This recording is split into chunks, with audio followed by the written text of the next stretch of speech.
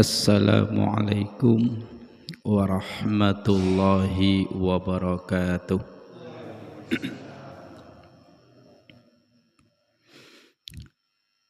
Alhamdulillahilladzi arsala rasulahu bil huda wa dinil haq liyudhhirahu 'alad dini kullih wa kafa billahi syahida.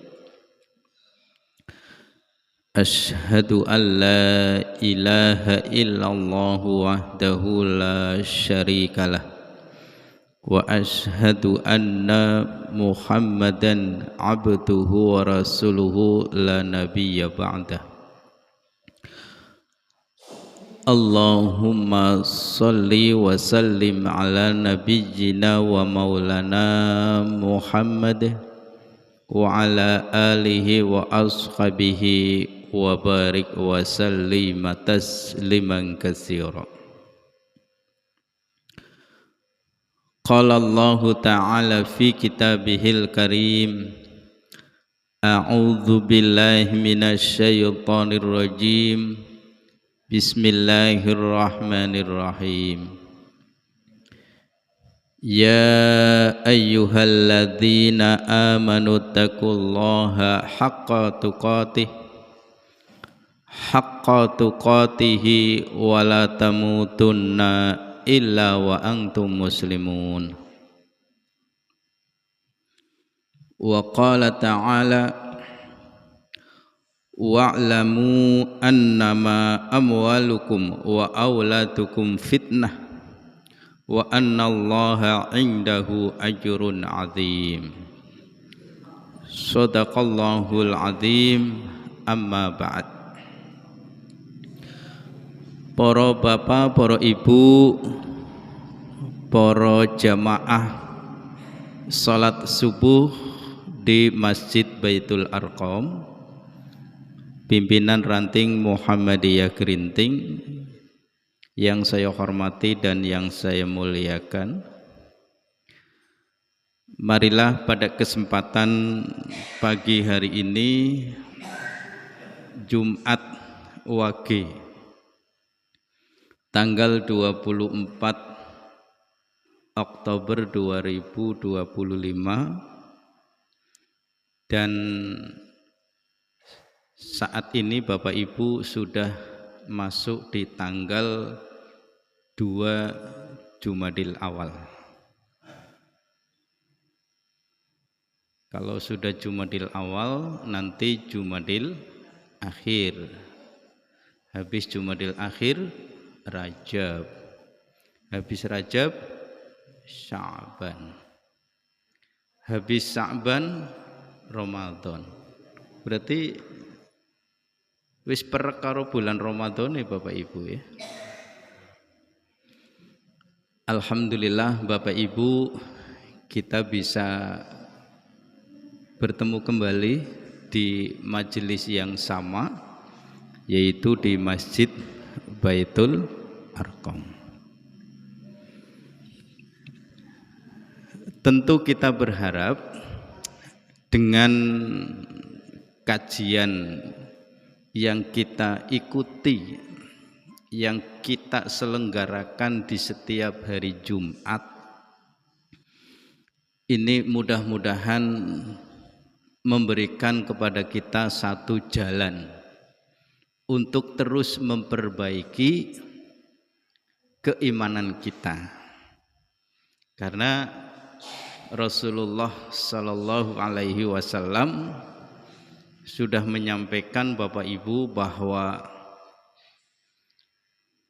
iman itu sesekali mengalami kenaikan. Lantas iman itu sendiri juga kadang-kadang mengalami penurunan, ya. Baik peningkatan maupun penurunan itu dalam persoalan ibadah yang bersifat hubungannya dengan Allah, maupun ibadah yang bersifat muamalah. Kalau ibadah yang bersifat muamalah itu begini Bapak Ibu, kalau lagi naik imannya itu dia suka bersedekah, dia sudah berinfak, bahkan bisa jadi infaknya itu mungkin lebih besar, ya. Tapi ketika sedang mengalami penurunan, betapapun sebenarnya dia punya banyak rezeki, tapi rasa eman-emannya itu senantiasa menghantui, gitu ya. Nah, ini yang dinamakan dengan mengalami penurunan. Begitupun yang terkait dengan ibadah yang hubungannya dengan Allah, kalau sedang naik, Bapak Ibu, kalau sedang naik itu sholat yang 5 waktu, kalau dia tinggalkan 1 waktu saja, dia mengalami syok, ya, mengalami merasa bahwa dirinya itu telah melakukan kesalahan besar. Itu memang betul, meninggalkan sholat itu ya kesalahan besar, tapi dia terus merasa bersalah begitu. Dan sholat itu kalau tidak dengan berjamaah juga tidak seret, ya. Wirid zikirnya, baca Al-Qur'annya itu bagi orang yang sedang mengalami kenaikan. Tapi pada satu ketika mengalami penurunan, entah dengan sebab apa, itu mau ke masjid musola saja udah malesnya porporan. Gitu ya Pak? Nah, kira-kira Bapak Ibu pernah mengalami hal demikian atau tidak, gitu ya? Padahal fisik sehat, fisik sehat, fasilitas ada, tapi kok bisa mau pergi ke masjid maupun musola abote wis porporan. Bahkan sampai diingatkan pun kadang-kadang ya tidak digubris lah, kira-kira begitu ya.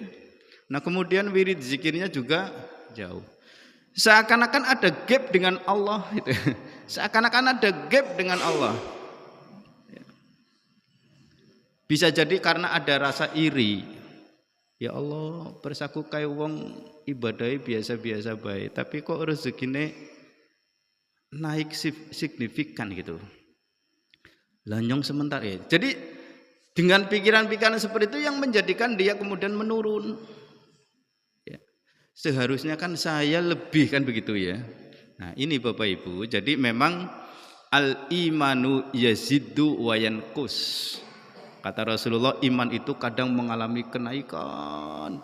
Bahkan kalau lagi naik Bapak Ibu ngalana sakabeh. Ya. Tapi iman itu sendiri juga mengalami penurunan. Maka oleh Rasulullah kita dianjurkan fajjadidu imanikum, maka segera diperbaharui iman kamu sekalian. Nah, salah satu dengan memperbarui iman yaitu dengan pengajian, dengan kajian. Paham nggih Bapak Ibu? Ya. Dengan kajian seperti ini, mudah-mudahan ini merupakan satu dari sekian banyak sarana untuk apa? Untuk bisa memperbaharui, untuk bisa memperbaiki keimanan kita yang mungkin sedang mengalami kegoncangan, yang mungkin sedang mengalami satu permasalahan. Bapak Ibu, setiap manusia mungkin mengalami hal yang demikian. Ya. Kenapa Rasulullah sampai mengatakan hal seperti itu? Ya, Rasulullah sudah lebih tahu keberadaan keimanan para sahabat-sahabatnya dan umatnya. Maka fajjadidu imanikum, perbaharuilah iman kamu sekalian. Nah, mudah-mudahan Bapak Ibu, keimanan kita kalau toh sesekali mengalami sedikit keguncangan, mengalami sedikit permasalahan, segera kembali, ya, kembali untuk kepada diri kita, gitu ya. Baiklah Bapak Ibu jamaah rahimakumullah, hadani Allah wa yakum. Salawat dan salam mari kita sampaikan kepada junjungan kita Nabi Muhammad sallallahu alaihi wasallam. Saya berharap Bapak Ibu pagi hari ini dalam keadaan sehat semua, walaupun cuaca agak dingin karena kemarin Allah memberikan hujan yang cukup besar pada hari Rabu, nggih. Pada hari Rabu hujan besar sehingga mempengaruhi sedikit penurunan suhu yang tadinya suhunya panas sekarang sudah mulai agak adem, bahkan mungkin agak sedikit atis ya. Ya kita tetap bersyukur kepada Allah. Kemudian Bapak Ibu mudah-mudahan dalam keadaan sehat karena Jumat yang lalu Bapak Ibu habis dicek kesehatannya. Kemarin dicek Pak, ya dicek kesehatannya, saya juga sempat dicek, ya. Kemudian cek kolesterolnya, cek gula darahnya, cek tensinya, cek asam uratnya, gitu ya. Nah, ketika saya mau dicek, saya sendiri agak deg-degan. Jangan-jangan nanti karena sudah lama nggak pernah dicek, nanti ada yang terlalu tinggi, gitu ya. Alhamdulillah Bapak Ibu, keempat-empatnya kemarin dicek saya dalam keadaan normal semua. Alhamdulillah. Cuma saya juga kemarin ngomong, Bu dokter, itu kan kemarin ada dokternya ya, namanya Bu Dokter Irma. Bu, tapi saya kok sering mengalami sedikit lemes, kadang juga cepat capek dan lain sebagainya. Oh mungkin Bapak kurang vitamin. Idih melasi teman kurang vitamin. Ya Alhamdulillah udah dikasih obat vitamin, ya mudah-mudahan nanti bisa seger kembali. Baik Bapak Ibu jamaah rahimakumullah, setelah 6 tahun CRGSSB yang dilaksanakan Jumat kemarin, terus terang Bapak Ibu bahwa kajian kita di HPTM jilid yang ketiga itu bukan sudah rampung, masih banyak yang perlu kita bahas. Tapi tema-temanya itu kalau saya pilih-pilih itu sudah banyak tema-tema yang kelihatannya kalau kita bahas saya juga nggak begitu nyambung, ibu bapak mungkin juga sama ya, karena sudah materinya materi yang kelasnya sudah kelas lebih gitu ya. Jadi untuk kajian di HPTM jilid 3 untuk sementara saya tutup dulu, tapi nanti kesananya menggunakan sistem tematik. Sistem tematik itu artinya kajian yang bersifat tidak berurutan, tapi bisa jadi temanya ini, besok temanya itu dan lain sebagainya. Tidak apa-apa nggih Pak Bung nggih? Ya. Itu sekedar informasi. Baik. Untuk pagi hari ini Bapak Ibu, insya Allah kajian kita sampai jam 5:30, yaitu perihal tentang masalah harta dan anak menurut Al-Quran dan Sunnah. Bapak Ibu punya anak? Bu, Pak, punya anak? Nah, sekarang kalau kita merasa masing-masing di antara kita udah punya anak, punya keturunan, mari kita kaji bersama. Sebenarnya anak itu menurut Al-Quran dan Sunnah itu seperti apa? Nah ini yang akan kita bahas, yang insya Allah akan kita kaji. Nah Bapak Ibu jamaah rahimakumullah, saya mencoba untuk mencari sumber-sumber perihal tentang anak itu sampai 5. Jadi yang pertama bahwa harta dan anak itu sebagai perhiasan. Sebagai apa Bu? Perhiasan. Monggo dicatat nggih. Saya kalau ngisi kajian di tempat lain Bapak Ibu, itu saya melihat jamaahnya itu tidak semua, tapi ada sebagian di antara mereka yang bawa buku dan pulpen gitu ya. Sehingga ketika saya menyampaikan itu rupanya ada yang mencatat rupanya gitu ya. Ada seorang ibu-ibu yang mencatat, saya nyampaikan itu dicatat ya. Jadi misalkan harta dan anak menurut Al-Quran dan Sunnah, yang pertama itu bahwa harta dan anak itu sebagai perhiasan, itu dicatat. Kemudian nanti dalilnya itu misalkan dari Al-Quran surat apa, ayat keberapa, itu dicatat. Makanya ketika saya menyampaikan door prize Jadi Bapak Ibu, saya itu kalau ngisi pengajian itu juga ada door prize-nya. Sehabis saya mengisi kajian itu ada tanya jawabnya, ya. Seperti waktu pengajian di Pesantunan itu saya ada tanya jawabnya. Nah, ketika saya menyampaikan tanya jawab itu ada di antara jamaah yang langsung ngacung dan jawabnya dengan benar. Ternyata apa? Dia mencatat. Nah, itu bagusnya, ya. Dia mencatat. Kemudian ketika saya ngisi di Siasempulo di Pendopo Brebes sebelah selatannya, itu malah seorang ibu-ibu yang pertama kali memberikan jawaban dengan pertanyaan-pertanyaan saya. Jadi tetap saya kalau ngisi pengajian itu sangu Pak Bu, sangu. Jadi harta dan anak menurut Al-Quran yang pertama bahwa harta dan anak itu adalah sebagai perhiasan. Ya, bapak-bapak, ibu-ibu itu punya harta, ya. Harta itu bermacam-macam. Ada harta yang bersifat benda, ya, kebendaan, ya.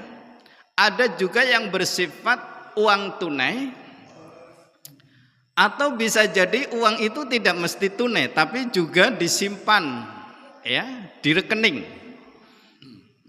Kemudian biasanya kalau ibu-ibu itu sukanya di samping uang, kalau ibu-ibu itu sukanya dengan emas. Bener Bu? Jenengan seneng emas Bu?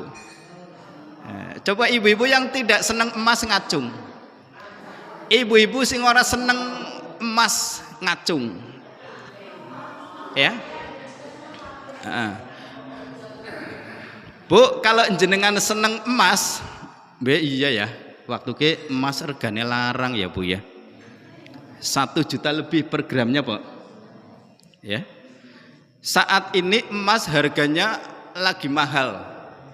Per gramnya saja sudah 1.025.000. Ada juga 1.040.000. Mungkin kalau emasnya itu lebih ke sana lagi, mungkin lebih mahal lagi. Nyomiki untungnya kelingan Pak Bu, untungnya kelingan. Kelingan yen regane emas gue lagi larang. Angger ora kelingan, aku miki pan ngucap GSSB tahun depan engko dalai ali-ali. Gue ibu-ibu. Baik kelingan aja lah wong regane larang. Tapi kalau harganya cuma 500.000, tanya bukan wani. Si emas apa? Emas-emasan itu ya. Ya. Nah, Bapak Ibu, jadi kalau ibu-ibu itu lebih suka kepada persoalan perak maupun emas. Ya, ibu-ibu itu senang banget. Sangkin senenge ibu-ibu, sangkin senenge ya. Kedua telinganya dikasih anting-anting, ya. Kemudian kalung, ya. Lalu apalagi gelang, ya, gelang. Tapi mohon maaf ibu-ibu yang ndak pakai gelang emas ya, ndak usah, ya Bu ya. Terus apalagi cincin, ali-ali. Wong ibu-ibu pakai cincin, pakai ali-ali, itu terkadang tidak cukup dengan 1-2 jari, ya. Jari yang 5 dipakai semua, yang kiri 5 pakai semua. Iya Bu, ya. Bahkan kadang-kadang 1 jari tidak cukup dengan 1 cincin. Ada yang 1 jari bisa 2-3 cincin. Makanya jari 10 dinggoni kabeh, kira-kira pipen Bu, ya. Wais lumayan rame ya. Sampai situ belum cukup, ya, belum cukup. Oleh ibu-ibu apa? Keroncongan, ya, di kaki dipakaikan emas juga, keroncong emas, gitu ya. Itulah yang dinamakan dengan perhiasan. Jadi harta itu perhiasan. Nah, kalau bapak-bapak tidak suka, memang bukan masalah tidak suka, memang seorang laki-laki menggunakan perhiasan emas kan tidak boleh, ya, dilarang itu hukumnya. Tapi bapak-bapak itu biasanya lebih kepada persoalan kendaraan. Ya. Bapak-bapak itu kalau punya motor, terus motornya yang keren, ya mungkin semisal NMAX atau PCX ya. Itu gagah. Ya, Bapak dan Ibu kalau punya kendaraan seperti itu. Nah, belum cukup kalau uangnya ada kepengen punya mobil, ya. Udah punya mobil, pengen mobil yang lebih baik, lebih bagus lagi, ya. Ada kepengen mobil merek yang terbaru lah, kira-kira begitu, keluaran baru itu ya. Nah, itu Bapak Ibu ya. Tapi kadang-kadang setelah dia meraih semua, ya, motor yang kelasnya NMAX, PCX udah dia punya, mobil udah dia punya, bosen Pak. Podo-podo bosen tak esi denggo karena nggak kebutuhan. Tapi dia kembali ke bawah lagi apa? Kepengin punya sepeda ontel. Iya kan Pak? Sepeda ontel. Walaupun sepeda ontel itu harganya mahal juga, dia beli. Karena apa? Kesukaan. Ada yang beli sepeda ontel, ada yang beli sepeda gunung, ada yang beli sepeda balap. Harganya mahal pun tidak masalah. Karena apa? Itulah harta benda itu sebagai perhiasan. Lalu bapak-bapak itu sukanya dengan apa lagi? Dengan sawah. Walaupun tidak dia garap sendiri, tapi paling tidak kalau punya sawah itu bangga. Ya, bapak-bapak itu kalau punya sawah itu bangga. Kon sawah pirang bau, alhamdulillah nyong wis duwe sawah telung bau, bangga ya Pak, seneng. Kamu alhamdulillah nyong wingi karo oli warisan patang bau, ya kan bangga alhamdulillah itu ya. Kon nyong alhamdulillah limang bau, gitu ya. Nah kemudian udah punya sawah, kepengin punya balongan, pekarangan, dan lain sebagainya. Janjane kepengin bayari laut ya Pak. Janjane kepengin bayari laut, anggar laut bisa di toko gitu ya. Itulah manusia Bapak Ibu, bahwa harta benda itu adalah sebuah perhiasan. Perhiasan itu apa sih? Sesuatu yang menyenangkan. Perhiasan itu sesuatu yang menyenangkan. Ya. Jadi harta benda itu baik berupa uang tunai maupun di rekening, kemudian berupa kebendaan, ya, seperti kendaraan, emas berupa kalung, anting-anting dan lain sebagainya, bahkan bisa jadi emas batangan, kemudian sawah, ladang, peternakan, kendaraan dan lain sebagainya. Itu adalah harta benda sebagai perhiasan, sesuatu yang menyenangkan. Kalau dilihat itu menyenangkan.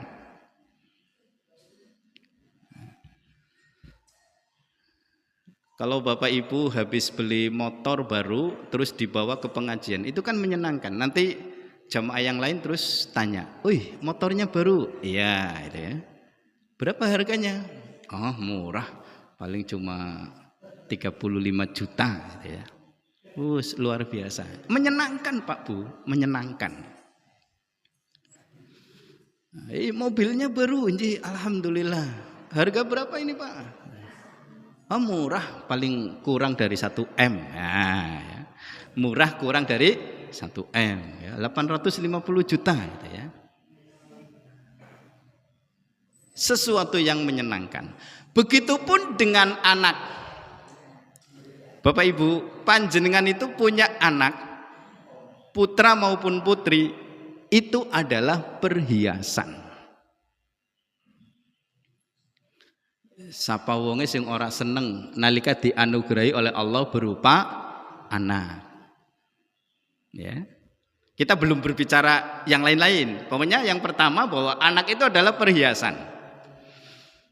Terlebih ibu-ibu bapak kalau punya anak yang pertama, ya, mohon maaf tidak membedakan anak kedua dan ketiga, tapi biasanya kalau mempunyai anak yang pertama, wis senenge wis poro-poro senenge.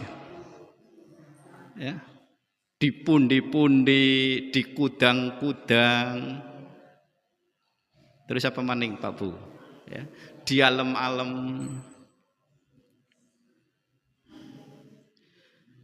Begitu anak itu sudah masuk ke usia TK, ya, usia TK, bocah wadon utawa bocah lanang ya, dipaes sedemikian rupa, katon ayune, katon gagahe, jenengan itu bangga sekali punya anak.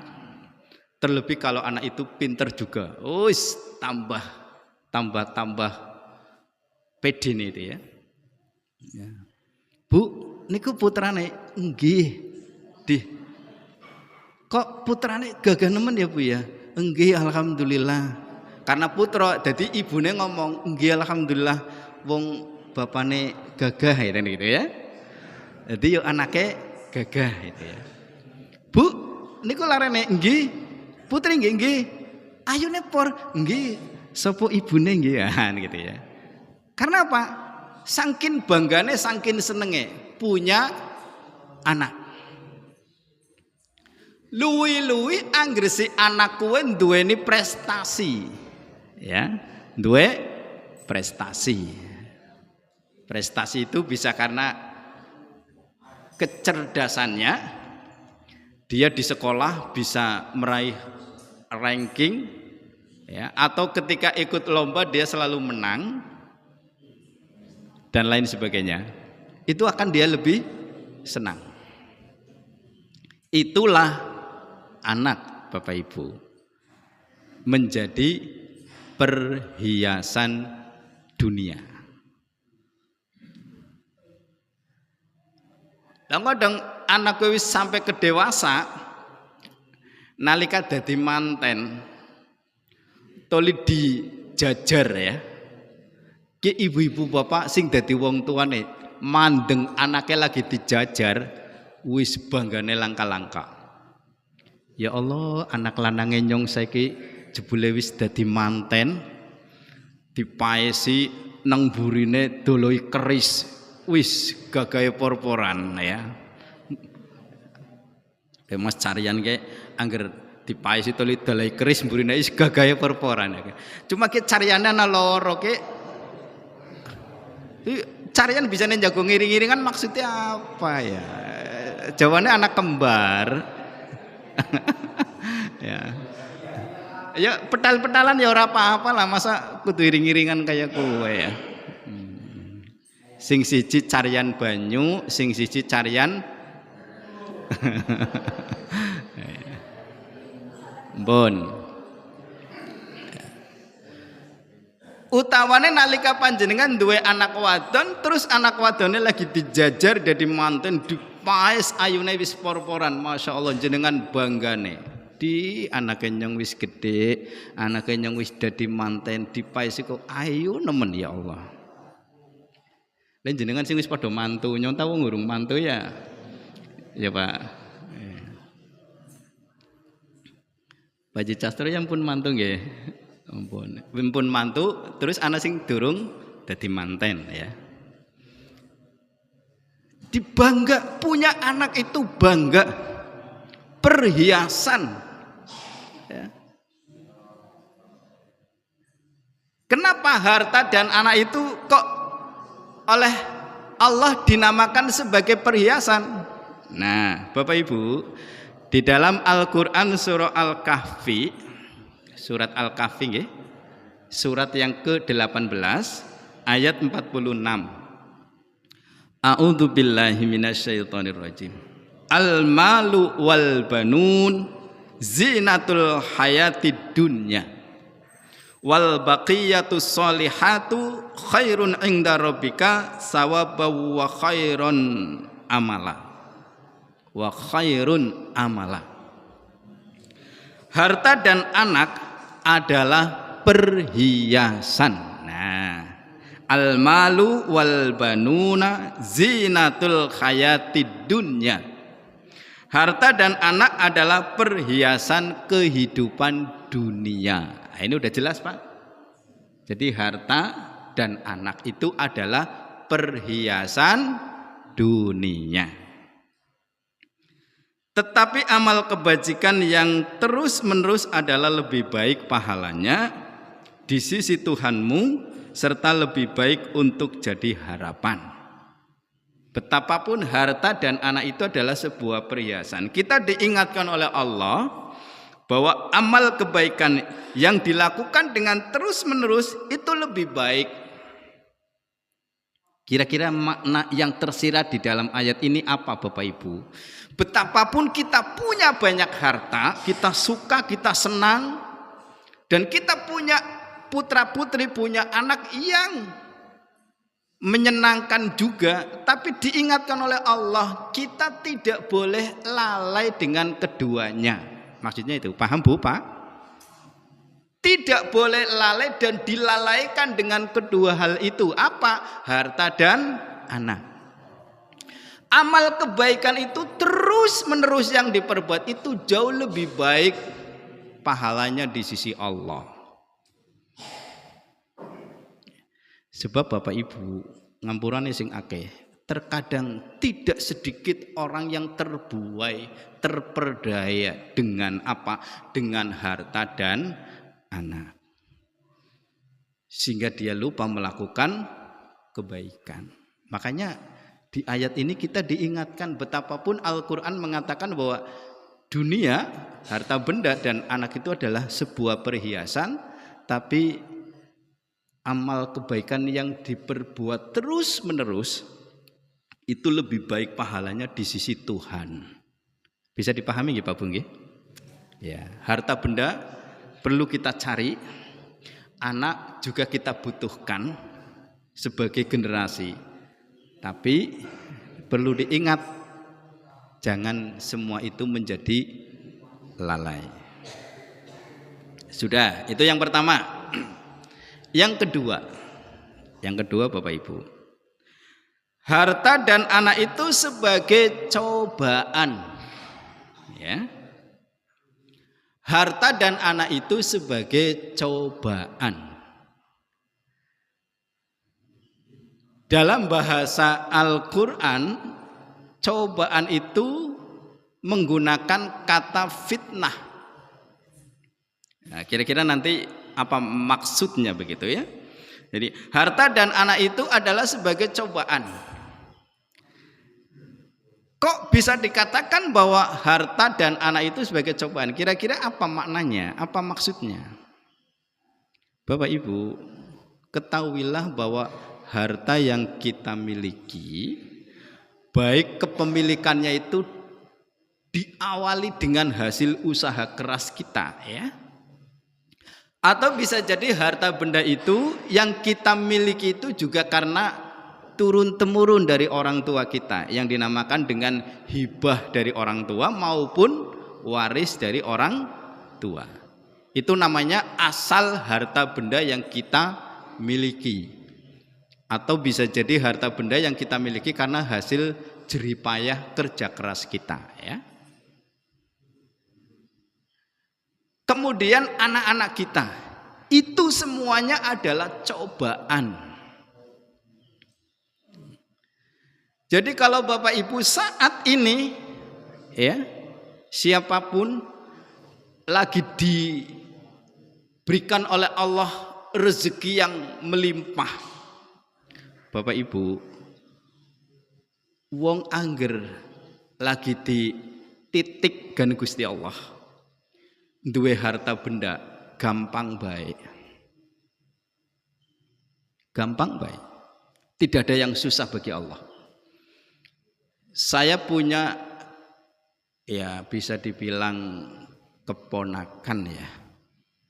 Umurnya jauh dengan saya. Jauh Pak. Ya. Wong saya sudah berumah tangga, dia masih sekolah. Tapi sekarang dia sudah berumah tangga dan sudah punya anak. Tapi dia punya usaha. Ya, apa usahanya Bapak Ibu? Buka rumah makan seafood. Ya. Wong duwe rumah makan seafood siji bae toli laris. Duwe rumah makan seafood siji tok toli laris. Be kuwi duwite wis pirang-pirang, Pak. Duwite wis pirang-pirang. Karyawane sing sak tempat ada 10 anak. Wis kuwi nggo gaji karyawane sak karyawan misalnya 2 juta atau 2.500.000 lah. Itu udah bersih ya. Kali 10. Itu menunjukkan bahwa usaha seafoodnya itu memang cukup bagus, cukup lumayan larise. Barangan oke duwe seafood 5 cabang. Ya. Ya gampang bae tuku sawah, tuku balongan, bangun omah apik, gawe kos-kosan. Bocah wingi kok capek. Wong lagi dititik kan Gusti Allah gue harta benda, penak bae, Pak. Ya. Penak. Tapi sing kemungkinan durung dititik kan Gusti Allah untuk diamanati mempunyai harta benda banyak, ngampurane sing akeh, Pak. Dagang obat wis 30 tahun. Ya alhamdulillah sih kayak gini.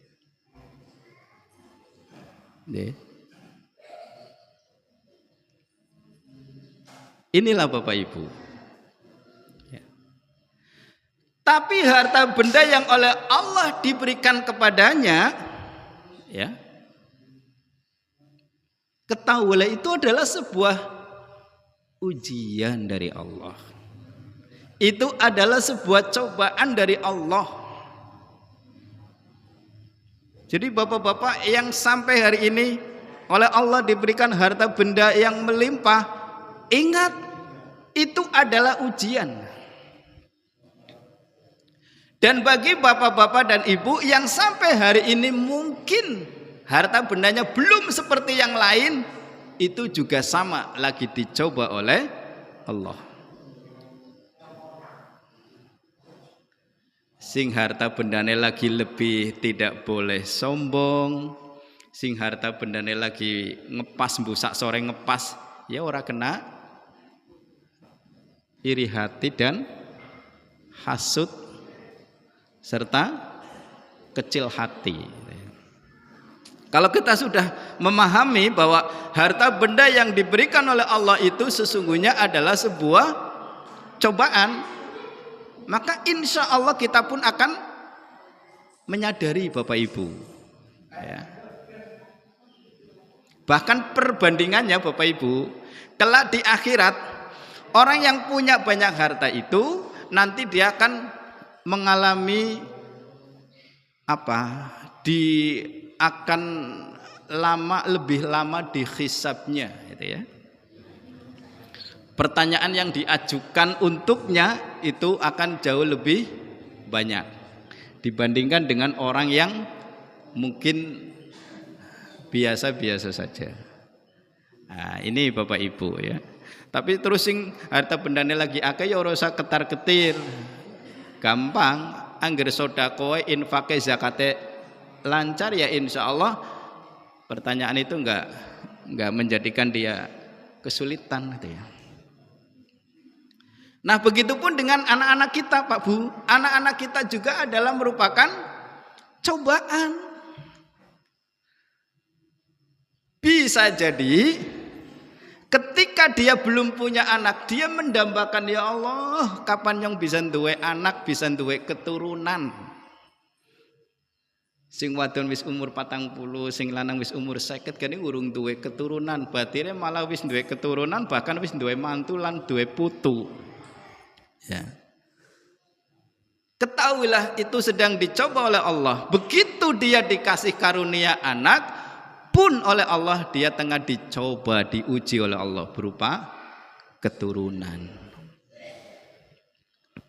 Ngampurane sing akeh Bapak Ibu. Saya melihat di masyarakat ya, anak kalane Bapak Ibu, wong tua itu terkadang dilalaikan dengan keberadaan anak. Tapi insya Allah mudah-mudahan bukan Bapak Ibu ya. Terus kok bisa dilalaikan dengan anak? Kira-kira gimana?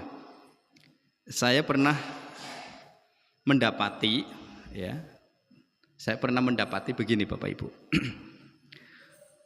Pak, jenengan itu sudah berusia di atas 50 tahun. Waktu itu saya belum berusia 50 ya. Berarti saya mungkin baru sekitar 30-an, tapi dia udah 50-an. Kok jenengan belum mau ke musola padahal rumahnya kan dekat dengan musola? Apa jawabannya Pak Bu? Ini hak Bu ya. Tapi tentu ini rahasia ya. Dia jawabnya begini. Aku wis pengen ning musola, cuman aku lagi ngebut nyambet gawe. Nah, kerjanya di Jakarta. Engko angger nyong anak-anake wis podo mentas kabeh, nyong paning musola. Ya. Berarti dia lagi konsen nyambet gawe, priben carane ben anak-anak kowe mau wis berhasil berumah tangga, prengasane kok wis berumah tangga dan pikirannya plong nyong paning musola kayak kowe. Ya masuk akal juga nggih. Ya, oke. Tak titeni Pak Bu. Bu nyong kadang-kadang wong dadi titenan gue ya. Tak titeni. Barang ceritane anak-anake wis pada mentas kabeh lah ya, wis pada berumah tangga. Nyong terus nakoni maning. Pak, maaf ya, cuma ya nyong nakonane ya hati-hati gitu ya. Aku pernah kelingan mien jenengan tak takoni jadi arep nang musola kok ada wis anake mentas kabeh. Kayane jenengan anake wis mentas kabeh, wis berumah tangga kabeh. Iya, nyong anake alhamdulillah wis mentas kabeh. Cuma ke mbarep lagi pengen gawe omah, nyong kepengin bantu gawe omah ada. Wis apa ya? Gawe omah ya, mbarep gitu ya. Nah, sing barep wis gawe omah. Memang ke wong tua ning anak kayong prengasa wis langka-langka lah mikiri nggo anake temenanan. Anaknya lagi bangun omah, dibantu sepenuhnya kan wong tua. Wis gawe omah. Pragak. Pak, ki anak barepe wis gawe omah, wis pragat. Ganing durung ning musala maning. Iya, mbok si anak nomor loro nyerandu pengen gawe kena maning iri karo kakange. Aduh, kayong langka wis-wise kita. Nggih Pak Bu? Nah, ini yang dinamakan bahwa anak itu adalah cobaan. Jadi kita tidak boleh dilalaikan dengan keberadaan harta dan anak-anak kita. Jangan dilalaikan dan jangan diberdaya oleh harta dan anak-anak kita. Nah Bapak Ibu jamaah rahimakumullah hadani Allah wa yakum. Di dalam Al-Quran surah Al-Anfal ayat yang ke-8 surat yang ke-8 ayat yang ke-28 Allah menyampaikan wa'lamu annama amwalukum wa auladukum fitnah. Di sini menggunakan kata fitnah. Wa annallaha indahu ajrun adzim.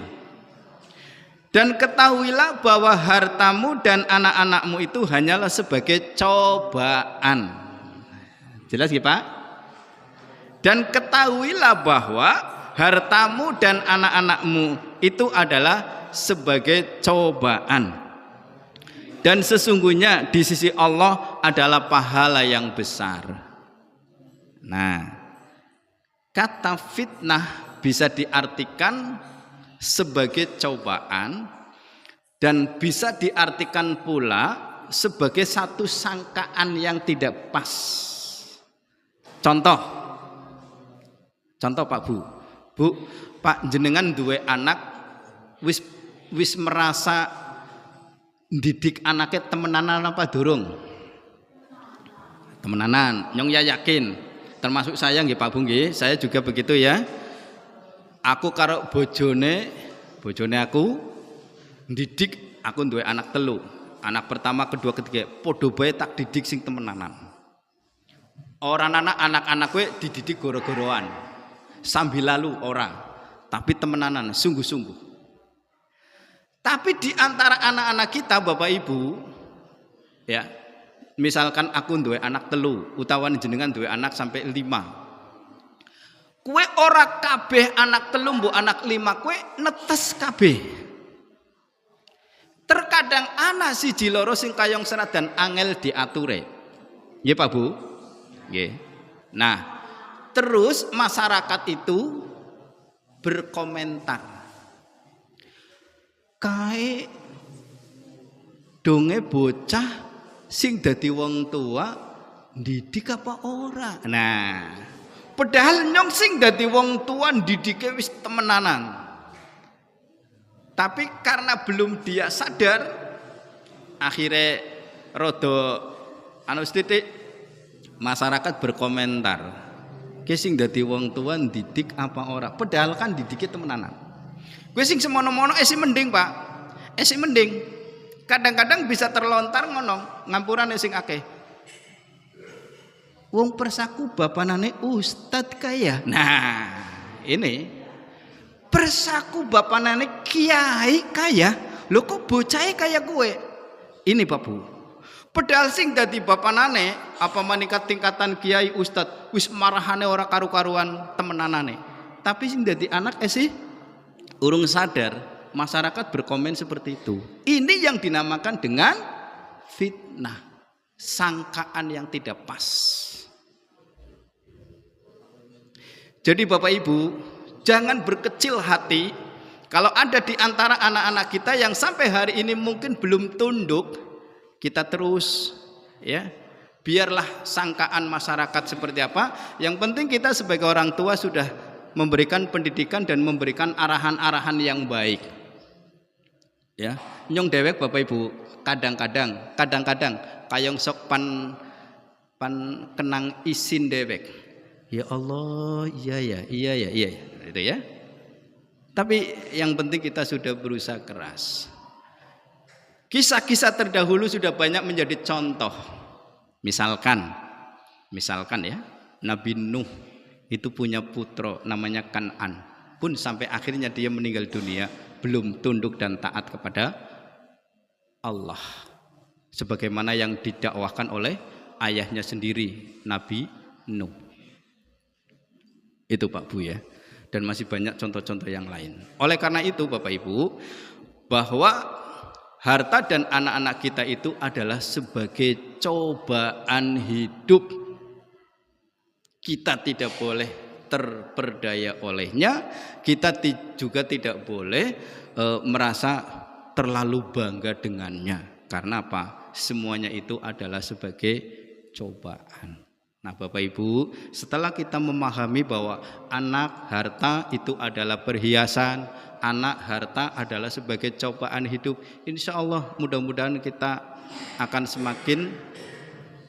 semakin berhati-hati ya dengan keduanya, baik itu harta maupun dengan anak ya. Tentu mudah-mudahan kita punya harta juga kita yang mengendalikan, bukan harta yang mengendalikan kita, tapi kita yang mengendalikan. Dan mudah-mudahan kita punya putra-putri pun insya Allah mudah-mudahan kita bisa mengendalikannya. Gitu nggih Pak Bu nggih? Sampun cekap nggih? Teh manis pun angsal, sarapane nggih pun dibagi. Jame wis 5:30. Pan apa maning ngaten nggih.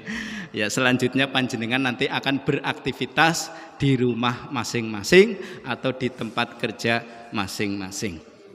Aku mau nyampe kena ana 5 ya Pak Bu ya. Ki miki nembe loro berarti telu maning. Insyaallah sing telu Jumat yang akan datang. Wis kaya kowe mung bae kudu dieling-eling.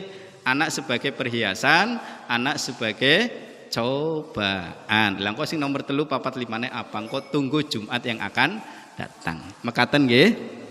Kirang langkungipun nyuwun agungi pangapunten ingkang kathah. Mari kita baca doa. Subhanakallahumma rabbana wa bihamdika asyhadu alla ilaha illa anta astaghfiruka wa atubu ilaik. Wassalamualaikum warahmatullahi wabarakatuh.